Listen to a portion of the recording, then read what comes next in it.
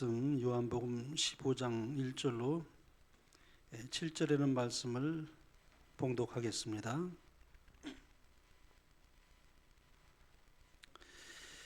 나는 참 포도나무요 내 아버지는 농부라. 물은 내게 붙어 있어 열매를 맺지 아니하는 가지는 아버지께서 그것을 제거해 버리시고 무릇 열매를 맺는 가지는 더 열매를 맺게 하려 하여 그것을 깨끗하게 하시느니라. 내 안에 거하라 나도 너희 안에 거하리라. 가지가 포도나무에 붙어 있지 아니하면 스스로 열매를 맺을 수 없음 같이 너희도 내 안에 있지 않으면 그러하리라. 나는 포도나무요 너희는 가지라. 그가 내 안에 내가 그 안에 거하면 사람이 열매를 많이 맺나니 나를 떠나서는 너희가 아무것도 할 수 없음이라. 너희가 내 안에 거하고 내 말이 너희 안에 거하면 무엇이든지 원하는 대로 구하라. 그리하면 이루리라. 오늘 본문은 예수님과 우리의 관계를 포도나무와 가지로 그렇게 비유해서 말씀하고 계십니다. 예수님은 참 포도나무요 우리는 가지다. 그렇게 말씀합니다.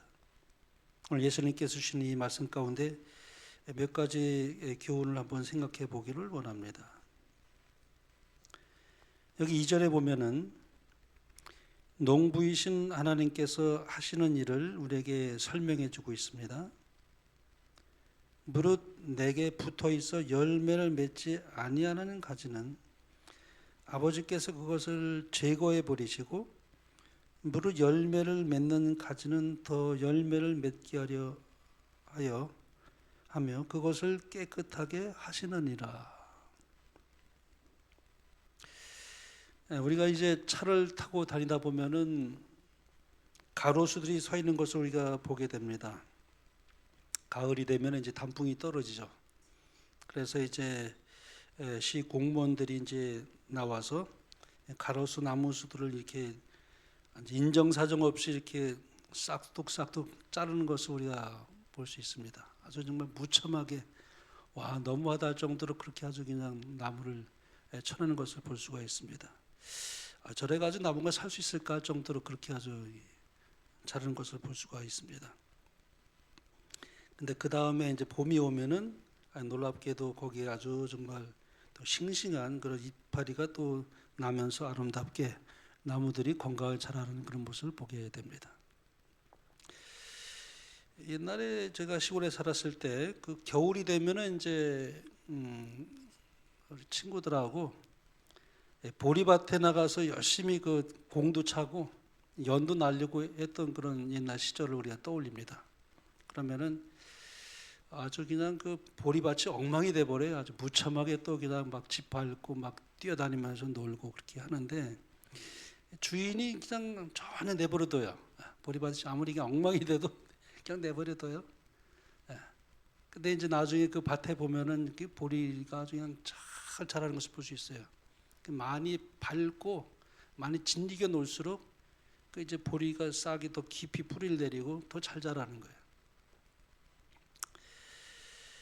농부도 필요 없는 이 가지, 정말 쓸모없는 가지는 이제 재버린다 여기 말을 하고 있는데요. 이유는 보다 더 알찬 포도를 따기 위해서다 그렇게 말합니다. 우리는 여기서 이제 어떻게 보면은 정말 짓이기는 것 같고 무참하게 그냥 자르는 것 같고 그렇게 해서 참 이 고통이 있고 또 아픔이 있는 것을 나타내는 그런 모습을 보기도 하지만은 그러나 이런 가지치기도 마찬가지입니다만은 포도나무를 깨끗게 해서 열매를 더 많이 갖게 하시는 하나님의 방법이라고 예수님은 이제 오늘 그 본문에서 설명하고 있습니다. 프랑스가 낳은 최고의 화가가 있습니다. 르누아르라는 그 유명한 화가가 있는데요. 집안이 가난해서 12살 때에 그 독일 공방에서 이제 일을 하며 돈을 벌어야 했습니다. 독일 공방에서 이제 르누아르가 이제 하는 일은 도자기에 이제 그림을 그리는 거였어요. 그러다가 그의 그림이 이제 프랑스 이제 그 화단의 인정을 받아서 이제 화가로 이제 그가 등단하게 됩니다. 극찬을 받을 정도로 뛰어난 그 빛과 색을 뽐내는 그 세계 최고의 인상파 화가로 이제 색채를 아주 그렇게 유명하게 내는 화가로서 이제 이름을 떨치죠. 그러나 근데 나중에 그가 이 심한 아주 신경통, 이 뼈가 이렇게 굳어지는 그런 이 심한 신경통을 앓게 되면서 정말 이게 손을 잘 쓸 수가 없었더래요. 할 수 없이 그가 이제 붓을 팔목에 이제 붙들어 매서 이제 그림을 그리기도 했다고 그랬습니다. 또 어떤 때는 그렇게도 할 수 없어 가지고 붓을 입에 물고서 그림을 그렸는데, 그런 모습을 지켜보고 있던 어떤 한 사람이 이제 감동을 받아서 어떻게 그런 상태로 이런 명작을 그릴 수 있느냐고 그렇게 이제 물었다고 합니다. 루노아르가 이렇게 대답을 했다고 그래요. 그림은 손으로 그리는 것이 아닙니다. 그림은 눈과 마음으로 그립니다. 자만하고 교만한 붓으로 그린 그림은 생명력이 없습니다. 이 고통이야말로 저에게는 소중한 스승이 됩니다. 유명한 그런 말을 했다고 그래요. 아마도 그림뿐만 아니라 모든 예술이 그러하다고 생각을 합니다. 또 우리의 인생의 모든 삶이 그러하고 신앙 또한 그러하다고 생각을 하게 됩니다. 모진 시련과 고통이 있지만은 그러나 그 너머에는 오히려 그것이 우리를 더 원숙하게 하고 또 성숙해지게 하는 그런 또 여러 가지 우리 신앙이 더 자라나게 되는 그런 경험을 하게 되기 때문에 영감의 글에 보면 그래서 이제 이런 말이 나옵니다. 인생의 고난은 우리 성품에서 불순물과 거친 것을 제거해내는 하나님의 일꾼들이다. 이들에 의해 채석되어 깎이고 끌로 새겨지고 갈리고 다듬어지는 것은 고통스러운 과정이다. 또 회전 연마기 속으로 들어가는 것도 힘든 일이다. 그러나 그 속에 들어간 돌은 하늘 성전의 제자리를 채우는데 부족함이 없게 준비되어 나온다. 쓸모없는 물건을 위해서는 주께서 그처럼 신중하고 철저한 작업을 하지 않으신다. 오직 그분의 보석만이 궁전의 식양대로 다듬어진다. 이렇게 말씀합니다. 채석장의 나뒹구는 그런 돌멩이를 그냥 놔두면 돌멩이에 불과합니다만, 그러나 그 돌멩이를 때리고 깨고 다듬으면 하나의 조각 작품이 되어 나온다는 것이죠. 하나님은 오늘도 하나님의 좋은 그런 작품을 만드시기 위해 때로는 때리시기도 하시고 다듬으시고 또 가지치기를 하고 계신다는 것입니다. 참 상당히 힘들고 어려운 고통의 그런 우리의 경험이지만은 그러나 그런 것을 통해서 하나님은 위대한 작품을 만드신다. 예레미야가 3장 33절에 보면 이런 말씀이 나옵니다. 주께서 인생으로 고생하게 하시며 근심하게 하시면 본심이 아니시로다. 하나님의 본심이 아니라는 것이죠. 그래서 이제 그 영감의 글은 이렇게 말씀합니다. 그분께서 시련과 환난을 허락하시는 것은 우리의 유익을 위해서 그의 거룩하심에 참여케 하시기 위함이다. 감당하기 심히 어렵고 가혹하게 보이는 시련이라도 일단 믿음으로 받아들이면 축복임이 판명될 것이다. 세상의 쾌락을 앗아가는 혹독한 재난이 오히려 우리의 눈을 하늘로 향하게 하는 수단이 될 것이다. 슬픔을 당하며 예수님 안에서 위로를 구하는 일이 없었더라면 결코 그분을 알지 못했을 사람들이 많이 있다. 그러니까 우리가 겉으로 보기에는 참 불행한 일 같고 역경이 정말 아주 큰 그런 모진 삶을 산다 할지라도 그러나 그것을 믿음으로 그것을 승화시켜 나갈 때는 그것이 엄청난 축복임이 판명될 것이라 그렇게 말씀합니다. 그래서 제가 한번 욥을 한번 생각해 봤습니다. 욥. 참 욥을 우리가 너무 잘 알죠. 욥은 정말 견디기 어려운 시련과 고통과 정말 어려움을 겪고 난 후에 그 이런 고백을 했습니다. 내가 주께 대하여 귀로 듣기만 하였사오나 이제는 눈으로 주를 배움나이다. 그랬어요. 얼마나 모진 시련과 고통을 당했는지 이루 말할 수 없었어요. 정말 욥은 비참할 정도로 그의 모든 재산을 다 잃어버렸죠. 자기 재산을 잃은 그런 어떤 충격을 경험해 보지 못한 사람은 아마 그런 충격을 잘 이해하지 못할 수도 있을 것입니다. 그러나 엄청난 그런 잘 살던 그 이 욥이 하루 아침에 그냥 다 재산을 잃어버렸어요. 그 충격이 얼마나 컸겠습니까? 그런데다가 10자녀를 한꺼번에 또 잃었습니다. 그리고 건강도 잃어버려요. 또 부인은 남편을 저주하고 영적으로 떠나버립니다. 이 모든 것을 잃어버린 욥은 그 고난이 육체적인 것일 뿐만 아니라 정신적으로 그리고 경제적으로 영적으로 그야말로 총체적인 그런 시련을 경험하게 됩니다. 근데 욥은 그런 고난 가운데 살았지만 그러나 욥은 그 모든 고난을 정말 이겨내는 것을 우리가 보게 됩니다. 욥기 42장에 보면은 나중에 그가 잃어버린 그 모든 것을 다 회복합니다. 참 놀라운 그의 인생의 회복을 우리가 이제 보게 되는데요. 욥이 어떻게 그렇게 회복할 수 있었을까 하는 생각을 해보게 되는 겁니다. 엄청난 것을 다 잃어버렸는데 나중에 욥이 다 회복을 합니다. 어떻게 그렇게 회복할 수 있었을까? 욥이 회복하게 된 그 이 능력, 이 놀라운 이 비결, 이 비밀은 우리에게도 적용될 수 있는 그런 교훈이 있기 때문에 하나님께서 우리에게 그런 성경을 통해서 우리에게 주신 교훈이 분명히 우리에게 있다고 생각하기 때문에 그렇게 기록했다고 생각합니다. 첫째, 이 욥은 회개함으로 말미암아 회복을 하게 돼요.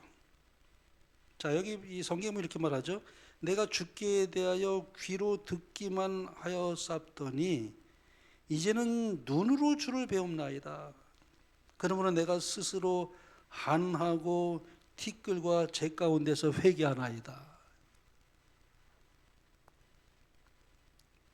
그래서 이 회개하는 일이야말로 회복의 첫걸음이라고 말할 수 있습니다. 욥도 그런 경험을 하게 돼요. 회개하면서 이제 회복의 첫걸음으로 들어가게 되죠. 욥을 보면은 하나님께서 회복의 은혜를 베푸시는 것을 우리가 보게 되는데요. 이 회개라는 것은요, 내가 잘못했다, 뭐 이렇게 뉘우치는 정도가 아니라는 것이죠. 내가 이제 착한 사람이 되었다, 그런 정도의 개념이 아니라는 것입니다. 회개는 개선이 아니에요. 회개는 뭐 이렇게 수리하고 수선하는 정도가 아닙니다. 회개는 말하자면 예수 그리스도 안에서 완전히 새로 만들어지는 역사라고 말할 수 있습니다. 완전히 새롭게 만들어지는 역사. 깨지고 부수어지고 새로 만들어지는 것, 그것이 참된 회개라고 말할 수 있습니다. 우리가 살면서 그런 경험합니까? 깨어지는 경험, 정말 부수어지는 경험, 아프지만 고통이 있지만은 엄청난 아주 깨지는 경험.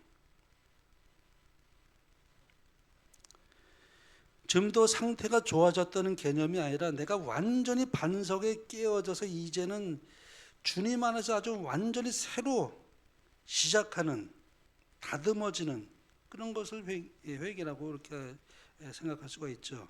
욥은 어떤 의미에서 그 고난 당할 때 깊은 회개를 하지 못했어요.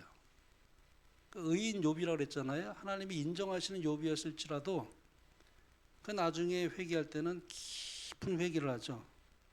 근데 그런 깊은 회개를 하게 된 그 과정을 보면은 재산이 없어지고 자녀들이 죽고 몸에 병이 생기고 부인은 또 떠났지만 욥은 깊은 회개할 줄을 몰랐어요. 내가 이렇게 의롭게 살았는데 내가 왜 이런 고난을 받아야 되는가? 친구들과 논쟁하면서도 굽히지 않았습니다. 그러나 욥이 여호와 하나님과 대면하게 되면서 자기의 참 모습을 발견하게 됩니다. 그렇게 해서 욥은 주님 앞에 깊은 회개를 하게 됩니다. 내가 죽기에 대하여 귀로 듣기만 하여 쌌더니 이제는 눈으로 주를 배움나이다. 그러므로 내가 스스로 한하고 티끌과 재 가운데서 회개하나이다. 그러므로 회개는 특별한 하나님의 은혜가 아닐 수 없습니다. 깊은 회개라는 것은 하나님의 특별한 은혜입니다. 나의 삶에 있어서 물론 회개하는 과정이 다 있지만은 그러나 아주 정말 내가 이제는 듣기만 하는 것이 아니라 눈으로 이제 주를 배웠고 내가 스스로 하나고 티끌 가운데 회개하는 경험, 그건 정말 하나님의 은혜가 아닐 수 없습니다. 회개한 욥이 이제 놀라게 달라진 모습을 우리가 볼 수가 있는데요. 그 욥이 이제 어떤 기도를 합니까? 여기 욥기 42장 10절에 보면은 욥이 그 벗들을 위하여 빌매 여호와께서 욥의 곤경을 돌이키시고 욥에게 그 전 소유보다 갑절이나 주신지라. 회개하기 전에는 욥이 친구들과 논쟁하면서 그들을 공박했습니다. 그러나 회개한 욥은 이제 그 친구들을 위해서 기도를 합니다. 중보 기도를 해요. 어찌 보면 예수님의 표상이기 때문에 그렇게 말할 수 있습니다. 중보기도라는 말은 우리가 예수님께서 사용되는 말이잖아요. 그 사람이 중보기도를 한다. 예수님의 심정으로 기도하면 예수님의 표상, 우리의 표상이기 때문에 우리 중보기도한다는 것을 그렇게 우리가 이해할 수가 있어요. 모세가 그런 기도를 했습니다. 모세가 중보기도를 하잖아요. 예수님을 표상합니다. 정말 이 욥은 친구를 위해서 중보기도를 합니다. 이것이 회개한 욥의 모습이었어요. 자기를 정죄하는 친구들을 위해서 축복의 기도를 비는 자리로 나아가는 것입니다. 회개한 사람은 욥이 한 그런 기도를 할 수 있는 은혜를 입게 됩니다. 우리가 참 미워하는 사람을 위해서 기도하는 거 쉽지 않아요. 여러분 이게 얼마나 어렵겠습니까? 원수를 위해서 기도한다? 말이 그렇지 그게 쉽습니까? 나를 힘들게 했고 나에게 상처를 줬고 정말 아주 너무 이 기억에서 정말 지울 수 없을 만큼의 그런 깊은 그런 상처를 입힌 사람을 위해서 내가 마음을 대해서 그분을 위해서 기도한다? 쉬운 일이 아니에요. 어떻게 그렇게 그런 기도가 나올 수 있겠습니까? 근데 예수님은 그런 기도를 하셨죠. 그러니까 우리가 예수님이 나에게 그런 마음을 주시고 주님이 내 마음 안에 계시지 않는 그런 기도는 불가능합니다. 하나님의 놀라운 은혜죠. 욥이 참 얼마나 시달렸는지 몰라요, 친구들한테. 그러나 회개의 영이 임하게 될 때 원수를 위해서도 미운 사람을 위해서도 축복 기도를 하는 것을 보게 됩니다. 친구들에게 그렇게 항변했던 욥이 친구들을 위해서 지금 기도하고 있습니다. 예수님께서 여호와 하나님께서 욥의 마음속에 좌정하셨기 때문에 가능한 것이죠. 하나님이 그동안 욥이 얼마나 억울함을 당했는지 친구들에게 정죄를 받고 있을 때 그 마음에 상처를 입은 것을 욥을 다 보고 계셨어요. 하나님은 다 보고 계십니다. 욥이 아프고 기댈 사람도 없고 부인도 떠났고 그러나 그런 욥을 하나님은 다 보고 계셨습니다. 그러나 욥이 하나님을 대면하고 난 후에 욥이 깊은 회개를 합니다. 그때 하나님께서는 친구들에게 숫소 7과 수양 7을 욥에게 가지고 가서 번제를 드리라고 말합니다. 용서의 번제를 드리라고 그렇게 말합니다. 너희 때문에 상처를 입은 욥에게 마음이나 말로만뿐만 아니라 번제를 드리라고 친구들에게 말합니다. 그리고 이 말씀을 하실 때 욥기 42장에 보면은 욥을 일컬어 내 종 욥이다 3번이나 그런 말이 나와요. 내 종 욥, 내 종 욥, 내 종 욥 3번이나 그런 칭호를 하나님께서 쓰십니다. 모든 친구들에게 정죄함을 받은 이 욥, 사람들이 정말 판단하고 죄인이라고 말하는 이 욥을 하나님께서는 내 종 욥 그렇게 3번이나 계속해서 연하여 말씀하고 계십니다. 그리고 그 다음에 욥의 소유를 회복시키시고 갑절의 복을 주십니다. 근데 이 소유의 회복은 욥이 중보 기도를 할 때 시작되었음을 우리가 보게 돼요. 10절에 보면은 욥이 그 벗들을 위하여 빌매 여호와께서 욥의 권경을 돌이키시고 욥에게 그 전 소유보다 갑절이나 주신지라.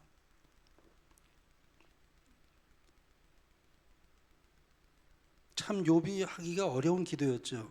친구들에게 그렇게 항변했던 욥이 지금 친구를 해서 기도하고 있는데요. 어떻게 그럴 수 있는가?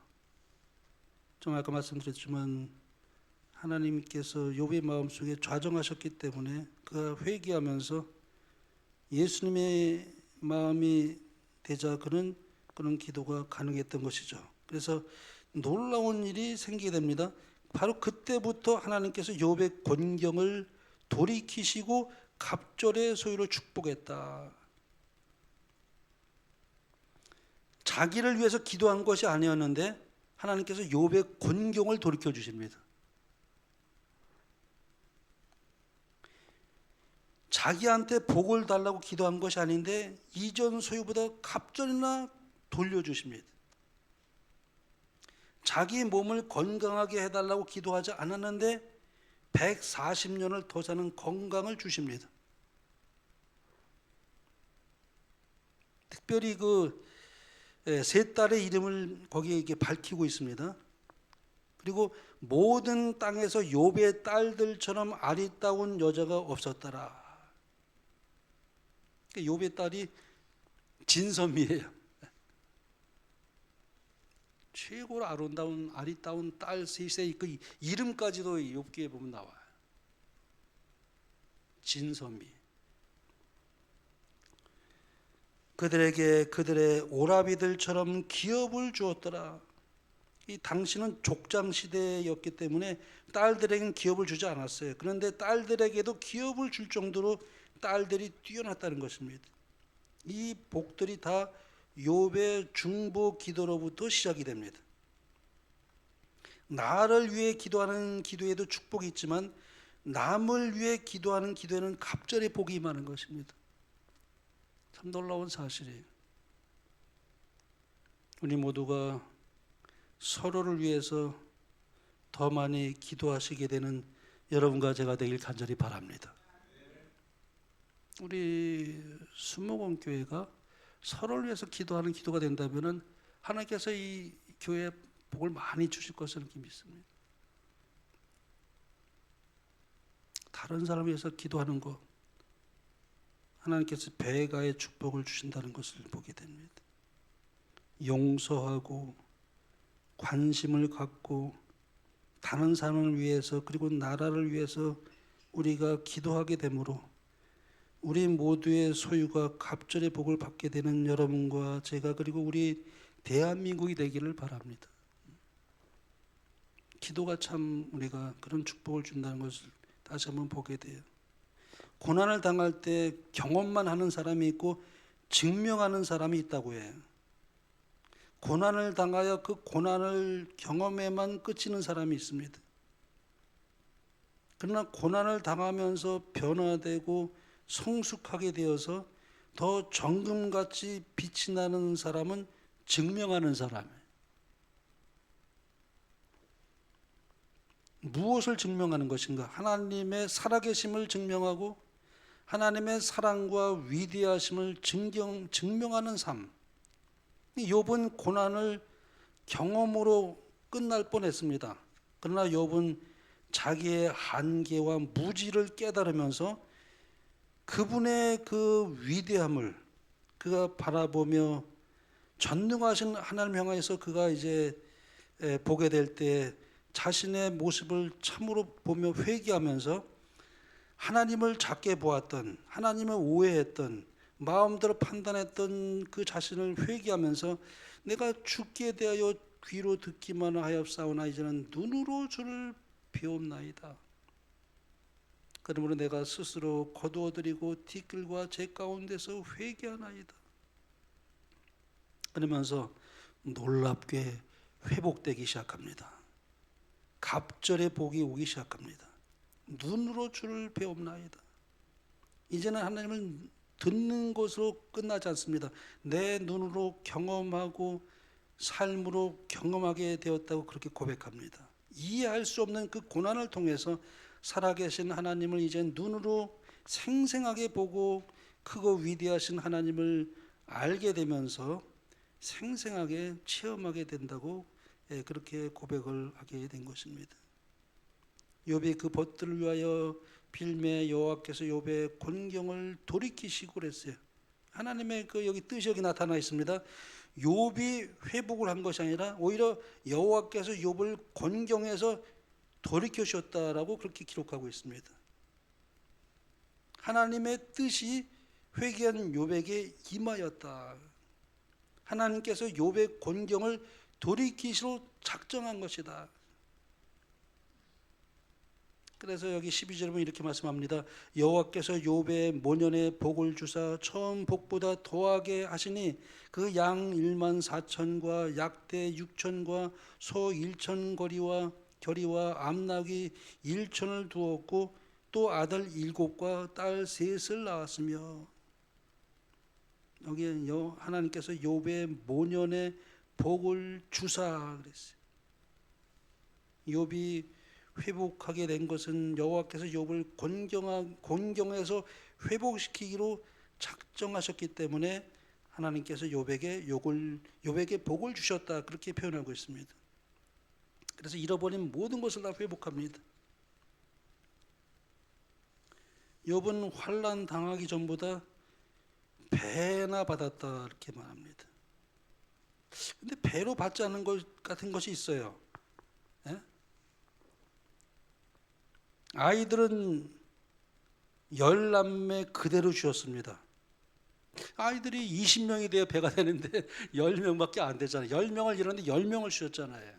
배가 됐다고 생각하지 않는데 근데 배가 된 거예요. 왜냐하면 그 10명의 자녀들은 구원 받았습니다. 이 땅에서 그렇게 불행하게 그의 삶, 그 자녀들의 삶을 마쳤지만은 사탄이 그렇게 되는 것을 허락했잖아요, 하나님께서. 하늘에 가면은 나중에 받은 10자녀도 있지만은 하늘에 가면은 잃어버린 10자녀도 보게 될 것을 저는 그렇게 생각합니다. 배가의 축복이. 물론 사람의 구원은 하나님은 아시겠지만은 저는 그 자녀들이 그렇게 정말 하나님의 뜻 안에서 구원을 받았다. 비록 사탄에 의해서 불행하게 졸지의 그런 생명을 잃어버리게 되었지만은 하나님은 공의로운 하나님이 되기 때문에 그렇게 하늘에 가서도 욥이 그 10자녀를 보지 않을까 그런 생각을 해보게 됐습니다. 20명이죠. 하나님께서 하신 일은 참 완전합니다. 오늘 본문에 보면은 여기 참 기억해야 할 말씀이 있는데 마지막 구절이에요. 나이 늙고 기한이 차서 죽었더라. 욥이. 근데 그 앞에 나오는 15절 보면은 그 후에 욥이 140년을 살며 아들과 손자 시대를 보았고 그랬습니다. 자, 이 구절을 그냥 지나칠 수가 없어요. 마지막 구절에 보면은 아주 포괄적인 의미가 들어 있는데요. 하나님은 욥에게 그가 늙고 기한이 차서 죽었다 말씀하시는데, 늙었다는 것은 욥이 장수의 복을 누렸다는 것을 의미하고, 기한이 차서 죽었다는 말은 하나님께서 기뻐하시는, 그리고 하나님께서 의도하시는 뜻대로 살다가 죽었다는 말이에요. 참 놀라운 축복이죠, 욥이.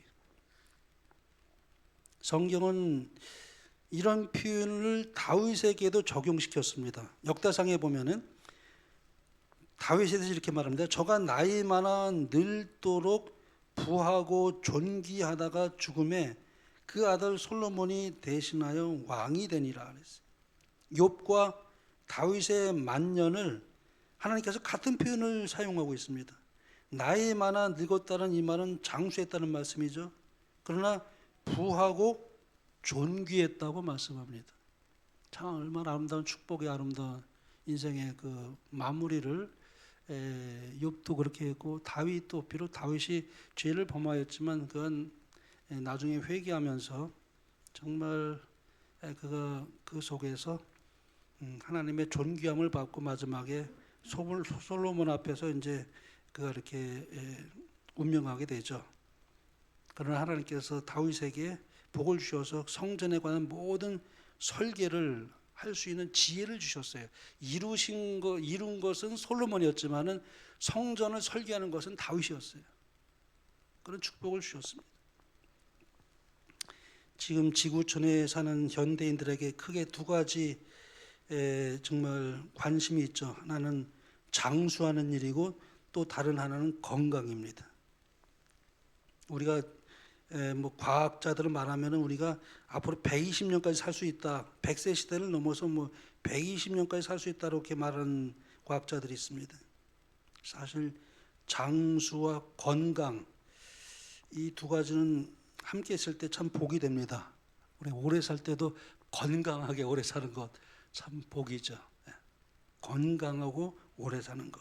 그러면서 우리가 자자손손이 다 잘 되는 모습을 보고, 그래서 늘 위로가 되고, 그리고 하나님께서 얼마나 복을 많이 주셨는지를 우리가 누리면서 그걸 목도할 수 있고, 그래서 존귀하게 우리가 눈을 감을 수 있다면, 욥과 같은 다윗과 같은 복이 우리에게 임한다면 얼마나 감사함이 큰 우리의 삶이 될까 하는 생각을 해보게 되면서, 이러한 하나님의 은총이 2025년도 새초부터 새말까지 우리에게 충만히 임하게 되길 바라면서 말씀을 마치겠습니다.